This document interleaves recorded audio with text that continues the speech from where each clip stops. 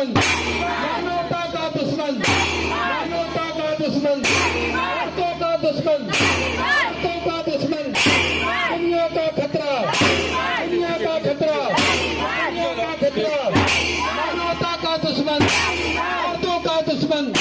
औरतों का दुश्मन, मानवता का दुश्मन, औरतों का दुश्मन, बच्चों का दुश्मन, बच्चों का दुश्मन, दुनिया का दुश्मन, दुनिया का दुश्मन, दुनिया का दुश्मन, औरतों का दुश्मन, बच्चों का दुश्मन, बच्चों का दुश्मन, बच्चों का दुश्मन, बच्चों का दुश्मन, औरतों का दुश्मन, औरतों का दुश्मन, बच्चों का दुश्मन, दुनिया का खतरा, दुनिया का खतरा, दुनिया का खतरा, दुनिया का खतरा, दुनिया का खतरा,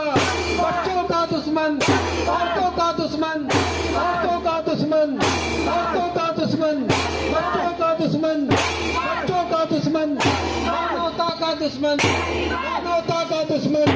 बच्चों का दुश्मन, दुनिया का खतरा, दुनिया का खतरा, दुनिया का खतरा, बच्चों का दुश्मन, दुनिया का खतरा, मानवता का दुश्मन, औरतों का दुश्मन, बच्चों का दुश्मन, दुनिया का खतरा,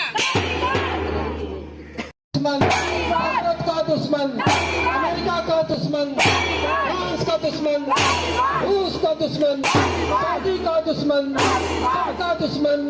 हमारा दुश्मन, तुम्हारा दुश्मन, सबका दुश्मन, मानवता का दुश्मन। अपना परिचय। नाज़नीन अंसारी, नेशनल सदर मुस्लिम महिला फाउंडेशन। आज किस तरह का पुतला आप लोगों ने फूंका है क्या? आज हम लोगों ने तालिबान का पुतला फूंका है, क्योंकि ये तालिबान ने जिस तरह से अफ़गानिस्तान में हमला करके वहाँ के लोगों जनता को परेशान किया, वहाँ की महिलाओं के साथ अत्याचार किया,